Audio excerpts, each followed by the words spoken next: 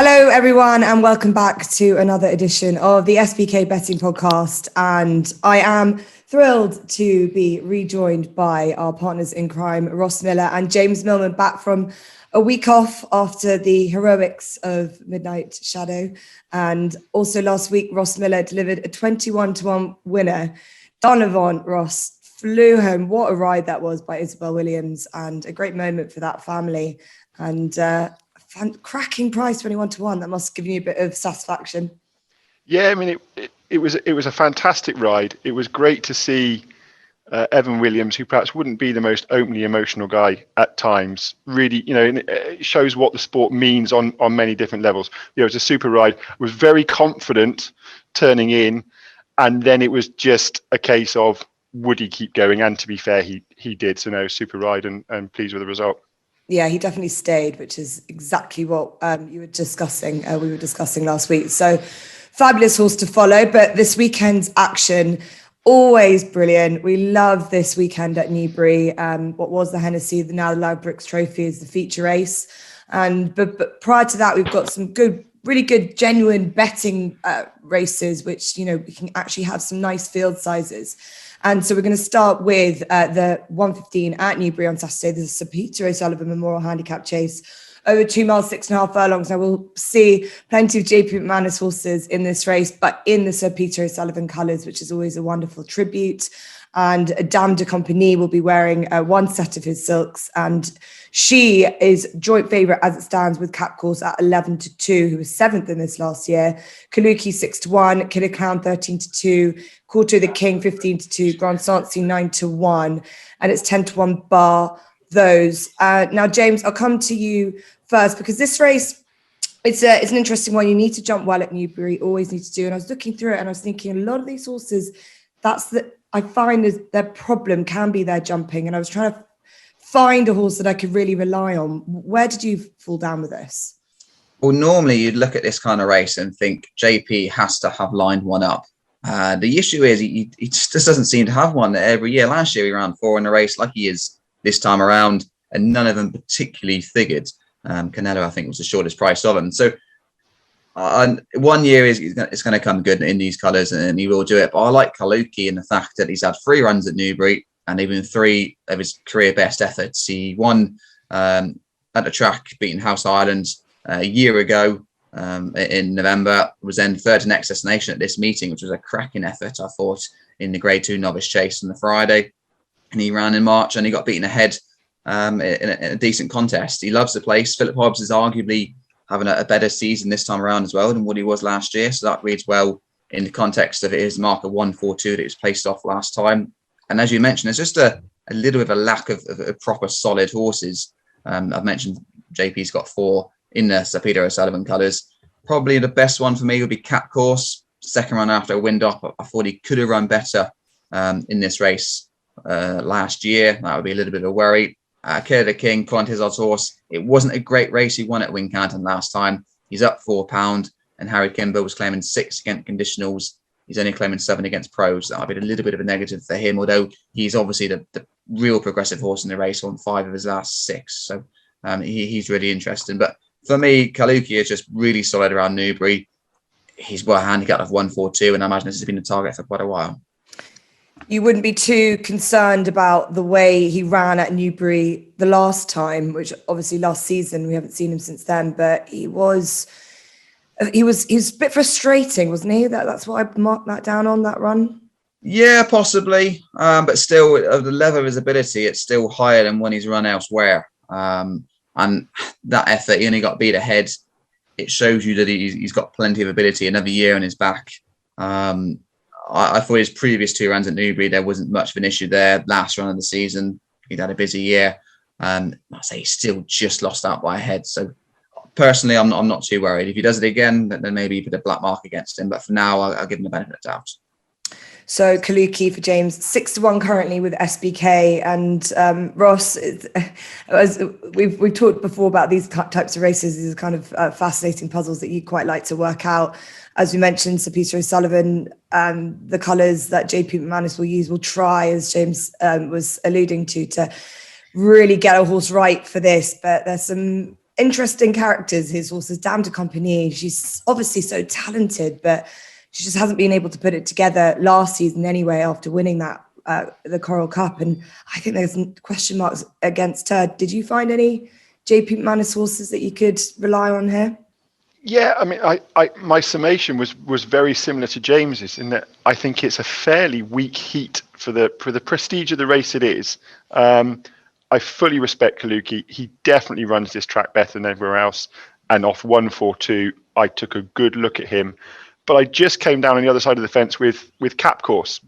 Won this in 2018 off a marker 128. Then went on from there and bolted up in a novice hurdle. I mean, he was short odds on. And then ran one race and disappointed, was away for the track for 18 months, came back and ran in this race last year off 137 and ran well, and then looked to me to get tired, which you wouldn't normally think of a Nichols horse happening. But to me, it certainly looked that way, faded back into 7th and has been off now for a year. He's now back to a marker 128. I think the one thing you can be absolutely certain with Paul Nichols is if that horse got tired last year, it won't happen this time. They're very good at taking the learning and getting things right. Second run back after the wind up, they do say sometimes it takes them a run to trust that they can catch their puff again. And as James said, JP would love to win this race in the Sir Peter O'Sullivan colours. This horse, I think, is carrying the first colours. Don't quote me on that, but I'm fairly certain. And I just thought things looked set fair for him to run a big race off 131, so only £3 higher than when he won it in 2018. He won that by 10 lengths. £3 wouldn't have stopped him that day. So he would be the selection in a poor enough heat, really. He's got the yellow cap, which I'm pretty certain. I'm pretty certain that is the first colours, and Dame de Compagnie's got the green with the white star. But yes, Cap Course, a fascinating horse, has been off for a while and is currently with SBK 11-2 joint favourite. Interest it's a betting heat because I think there are question marks around a few of these horses, but there is one horse that for me has been pretty reliable and consistent. This is a bit of a jump up in grade. I do like Corto the King, only up £4 since his last win, which only came at Wincanton at the beginning of the month. That was a conditional race, which Harry Kimber, the jockey on Saturday, rode in. So yes, it is a step up, but as we've mentioned, weak enough. The Tizard team are flying weekend after weekend. We see them do things that we wouldn't expect, especially last weekend, Lost in Translation. Jumping is good with this horse. He can really jump and just could be more of an unexposed type that could get involved here. And he's 15-2 currently. So we will crack on through into the main feature race of Saturday, the Ladbrokes Trophy, as we've all known and loved as the Hennessy for years gone by. And Willie Mullins is bringing 3 over. We've got Henry de Bromhead's got a run at 2. The Irish are going to try and take this race. They always like to get horses to this race. Their actual record has not been as good as ours, which is good. But on the ropes for the Cheveley Park team, and Willie Mullins is the current 4-1 favourite.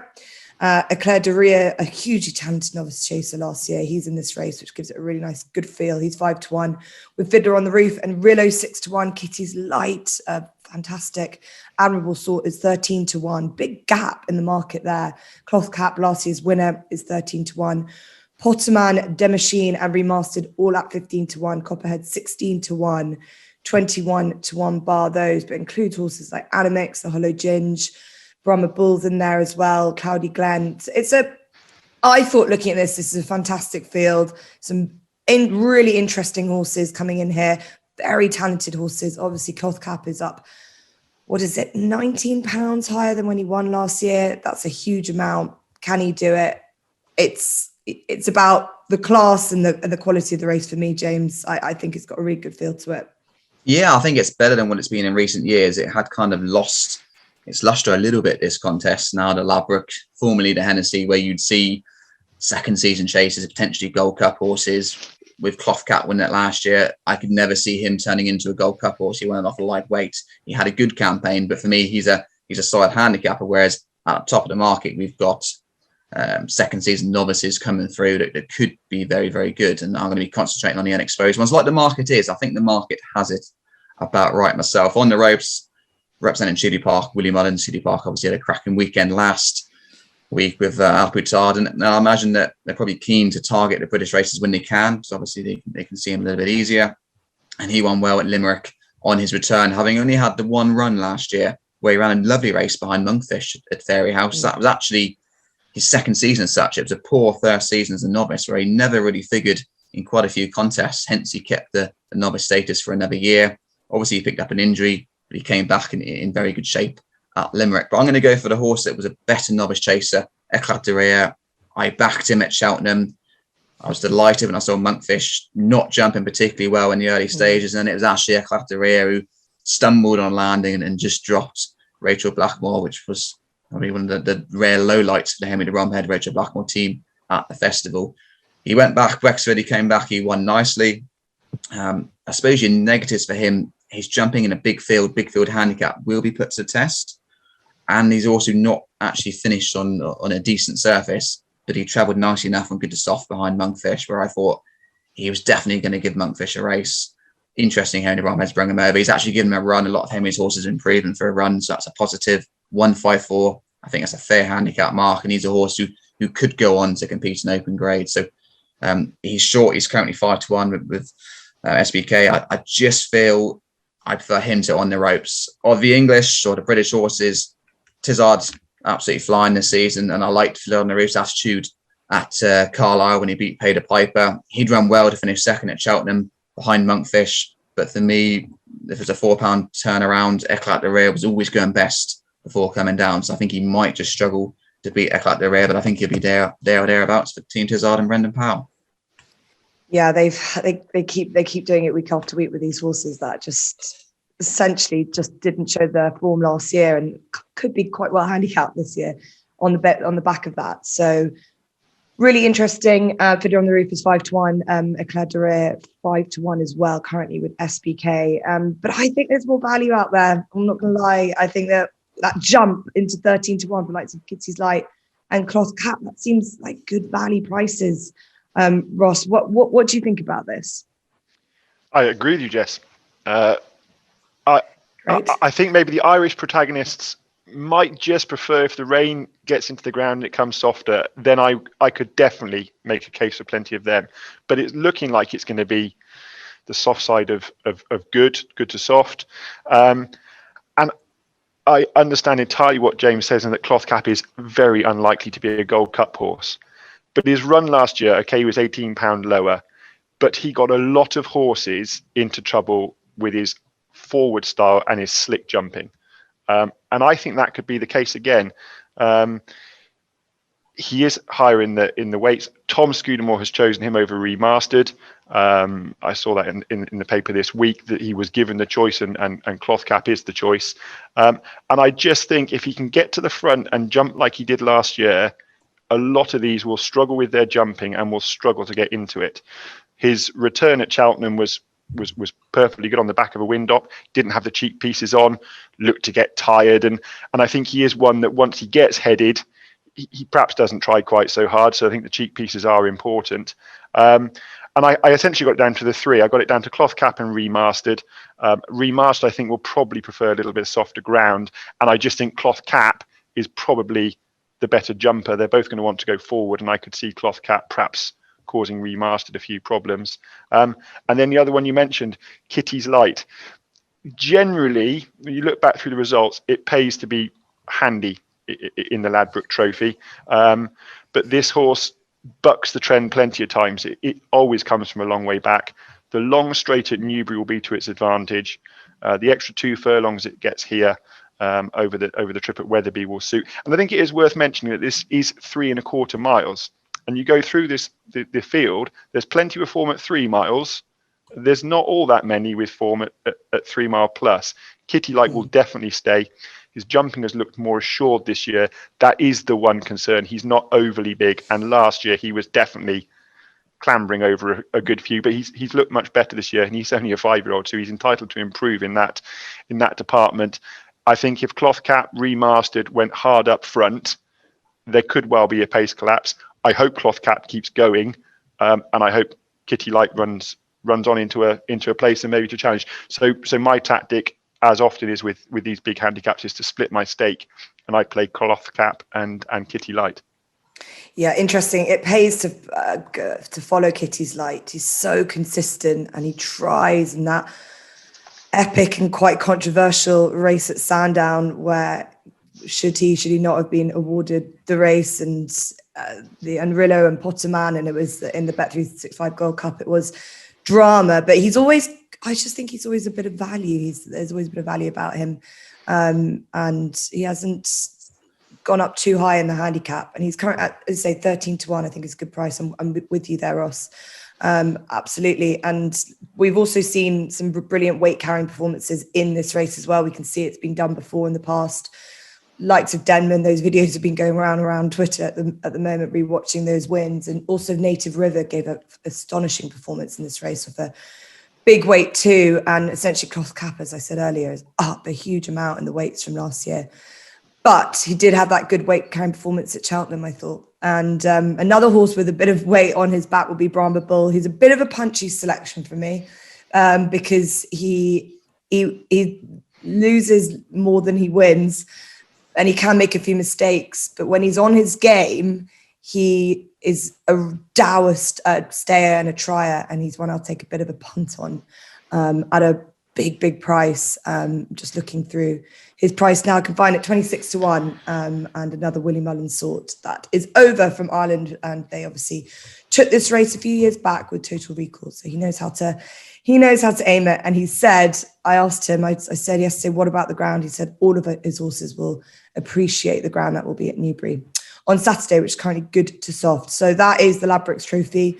Always a fabulous race, the highlight of the weekend. And we're going to move from Newbury to Newcastle, where there's also some brilliant racing. And it actually last year delivered one of the biggest upsets in the whole year in the shape of York Hill, who won the Betfair Exchange Rehearsal Handicap Chase at 66-1. And it was a huge win for that horse, the old lovable horse. And don't know if we'll have something like that in this race this year, but it's always a good betting heat. The Ferry Masters 9-2 currently. I write 11-2. Spirit of the Games, great old horse 6-1. Good Boy Bobby for the Twiston Davises is 7-1. Dingo Dollar 15-2. Cool Mix 9-1, and it's 11-1 bigger the rest. So James, I'll go to you first. I really like this race. I think you have horses in here over this 2 mile 7.5 trip who have sort of been around these kind of races. Season after season, they always turn up and run well. And I feel like there could be something in here that sort of deserves to win a race of this kind. But there are plenty of horses that are coming in here with, again, a couple of question marks. Couldn't find many that are in fabulous form, but I think that there could be a bit of a good betting potential out of this. What did you make of it? Yeah, you talk about deserving to win a race like this, and there's one horse, one set of connections, I Wright and Harriet Graham, Callum Booley, who deserve to win a big handicap. He was second in the Ladbrokes last year behind Cloth Cap, trying to give him £12. That was a cracking effort. He then just as unlucky. He ran right up to his mark all season, second in the Sky Bet at Doncaster, taking risks, third in the Ultima, a little bit below par at Ayr in the Scottish National. My only slight concern is he ran much better on his comeback last year in the 2 mile 1 furlong contest at Kelsey. Who's a little bit disappointing behind Nutswell this time around. He's beat 23 lengths, and it's just a worry whether that long season last year left its mark. If it hasn't, he's probably the one to beat. But a horse who is also struggling to get a win on the board, but I think is quite well handicapped, stepping up in trip, is Bridget Andrews' Mount. Bridget did me a good turn when I first came on the podcast, and Spirit of the Games runs well for her. Only beaten 7 lengths into 9th behind Midnight Shadow at Cheltenham 2 weeks ago. That was a good effort. He was staying on when it was all too late. He's seen a good bit of form when he stepped up to this extended trip. He ran well at Aintree behind Happy Go Lucky in his last run of the season back in April. Nice run at Newbury over hurdles. He's just solid each way contender. I think he'll definitely be in the 3. And just in case I Wright has had a hard season last year and he might not be quite at his peak, I'll take him on with Spirit in the Games. But I think it's a cracking race, like you say. Yes, Yorkshire was an absolute shock, but he had that bit of ability to know that if he wanted to, he could do it. And there's quite a few horses here that have got the ability to win a rehearsal chase, and it's a decent little contest. spirit of the games. What a lovable horse. Must be a great horse to own. He always turns up to Cheltenham, he loves, and always comes to these big racetracks. Newcastle's an interesting one though, Ross. It's not one that we do plenty of racing at over the jumps, but from a track perspective and what you need in a type of horse, what do you think when you're looking through a race like this, like sort of grabs at you as a track? I think you definitely need a horse that stays.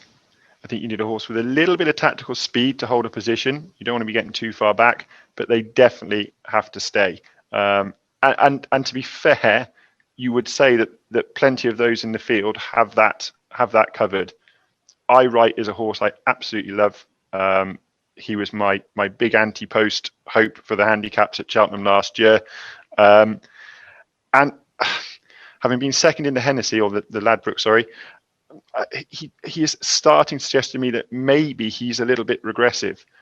His reappearance this year, he was beaten 20 lengths. Now, that was over a trip of just over 2 miles, but it was the same place he made his reappearance last year, and he was only beaten 2 lengths last year. This year, 20 plus lengths, for me, just rings a bit of an alarm bell. And as we said last year, it was won by Sandy Thompson with the class horse in the field, albeit he hadn't shown a huge amount. And I think he's got another one that fits a very similar profile in Dingo Dollar. He's been rejuvenated since moving from Alan King to Sandy Thompson. They fitted a tongue tie and cheek pieces. He won first time out, was then a very good second in the Scottish National. And the fitting of the tongue tie and the cheek pieces seems to have done the trick. It was a solid reappearance. He got tired late on, had the cheek pieces on, but he didn't have the tongue tie. That gets refitted now. He has got to defy a career high mark of 149, but it wasn't all that long ago that he was placed off marks of 148 in the Ladbroke and the Grimthorpe Chase. I don't think this race is quite to that class. Ryan Mania, for me, is as good as anyone in the North, and I do include Brian Hughes in that. I think he's an exceptional jockey. I think we're very lucky to have him back. And I think the Sandy Thompson perceived second string would be the way I'd be looking. Interesting. Dingo Dollar, currently 15-2. Also, you mentioned rejuvenated since moving to Sandy Thompson. He's also, the first win was at Newcastle over this course and distance. So really important, real big plus for him as well on the same ground too. You've really put me off the horse that I like in this race. Based on what you said, you need to stay really well. And the horse I like, Good Boy Bobby, isn't actually proven at this trip. And every time he steps up in trip, he doesn't actually stay. They've tried him over 3 mile one in the past.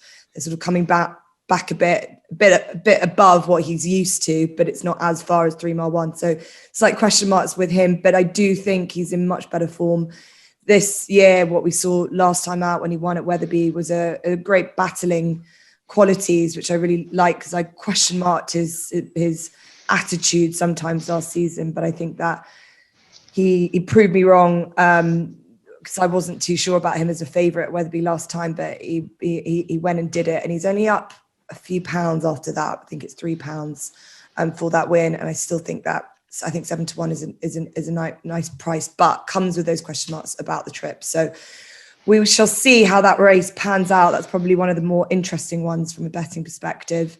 We'll move on to our final race we're going to focus on, which is the Fighting Fifth.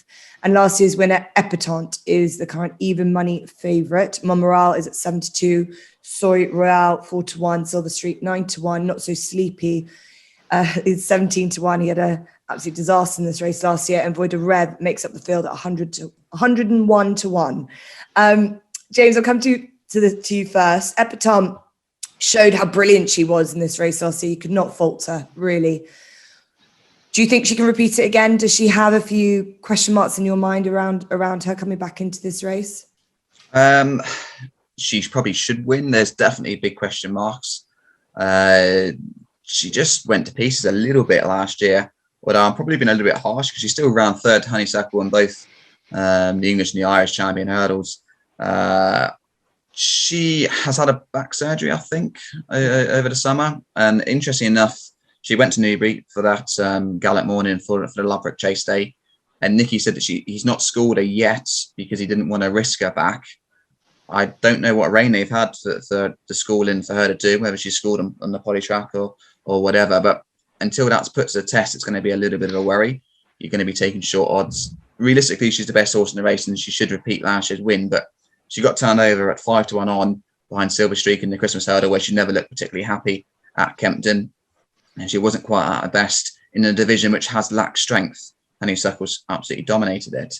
So the 4-year-olds, normally I'll be very negative, but I was surprised at how Adagio ran in the Greatwood. I thought he ran absolute stormer, giving weight away to some progressive types. And Monmorel, yes, Adagio made a pretty bad mistake at the final hurdle. For me, he was firmly putting Adagio in his place at Aintree when we saw him back in April. He looked very good in his earlier contests. Exeter, Doncaster, Haydock, he won.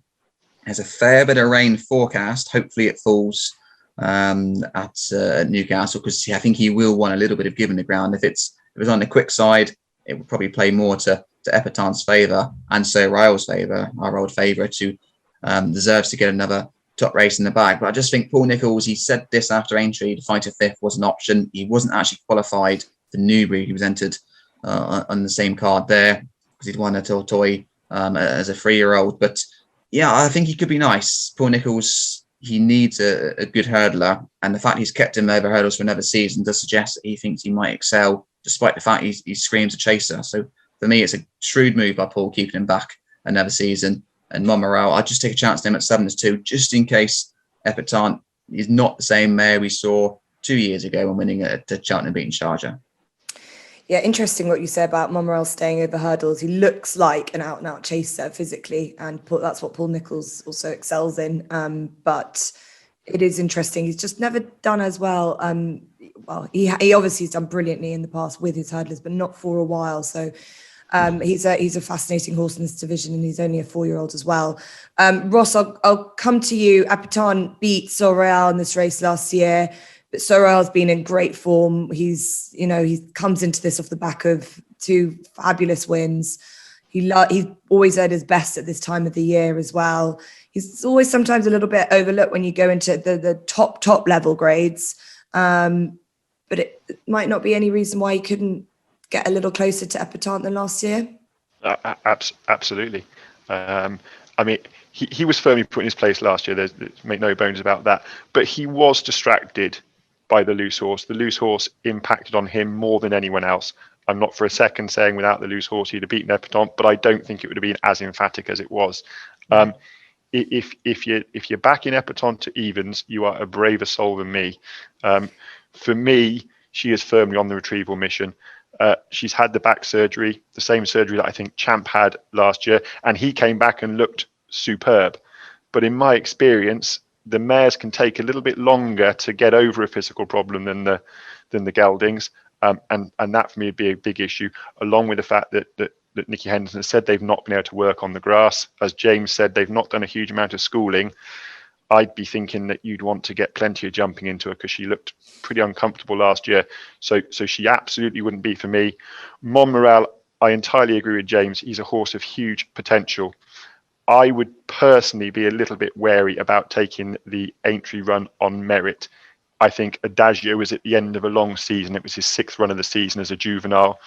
They then saw it fit to give him wind surgery afterwards, which perhaps suggests they don't think he ran up to his mark, albeit Monmorel beat him quite convincingly. The forecast is a bit questionable, that between 10 and 20 mils of rain. I think if it gets into the soft side, it definitely helps Monmorel. I'm hoping they don't get 20 mils. I hope it stays on the slightly better side of soft. And I think Sue Royale is a super price. He's proven that he's fit and he's well. He has no questions to ask. You know what he's going to do. And I think Epatant has got to prove she can get back to where she was. Monmorel is a 4-year-old. It's that usual story of the difficult second album scenario.